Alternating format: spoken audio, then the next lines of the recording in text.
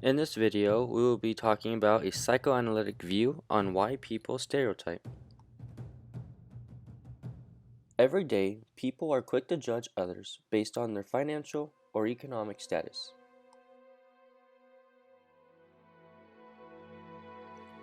Some people assume that these luxury homes are owned by well-paid executives, gold diggers, or even people who inherited money.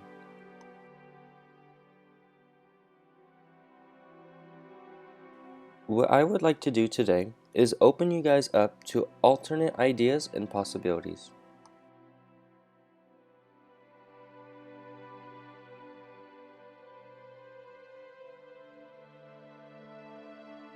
Driving through a low-income neighborhood, we can see honest, hard-working people who struggle to make ends meet every month.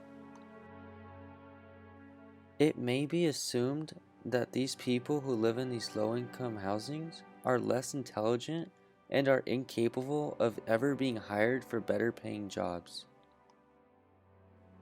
But we might ask ourselves, did they grow up in this lifestyle? Or could they have accidentally fell into it? And what I want you guys to do right now is to just put yourself in their shoes. Try to imagine how they feel. Now, how embarrassing would it be if your friends found out that you lived in the ghetto?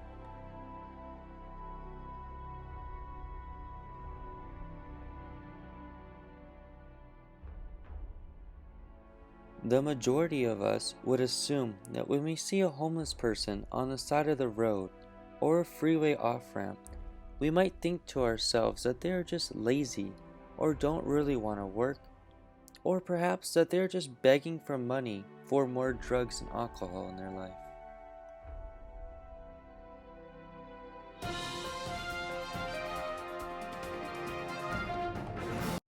Drove away in a Mercedes. An outraged viewer contacted Team 10 after snapping pictures of that scene.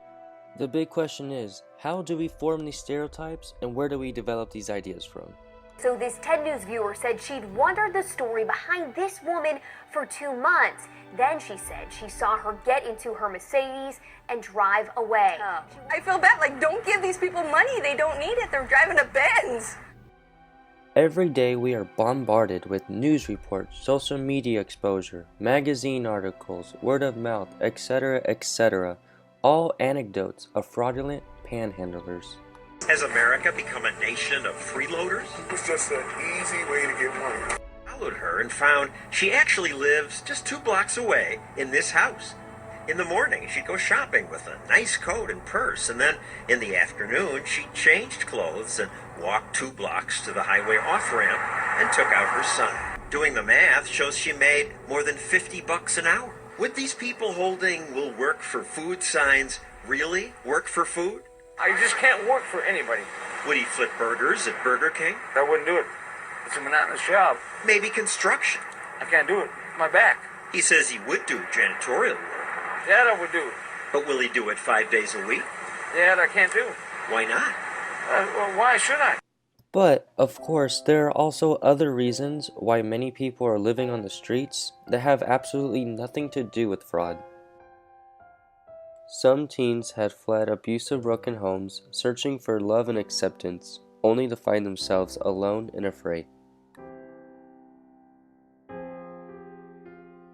Other examples include that there are also many combat veterans that develop PTSD and find themselves unable to function correctly in their homeland, and they also find themselves living alone in the streets. So I challenge you all, for the next time that you come across a homeless person who is either panhandling on the side of the freeway or even in the middle of an intersection, that you keep an open mind and do not be so quick to jump to conclusions. I want you to ask yourself, what would it feel like to be in their shoes, and consider how they may have ended up in the streets before you go judge them.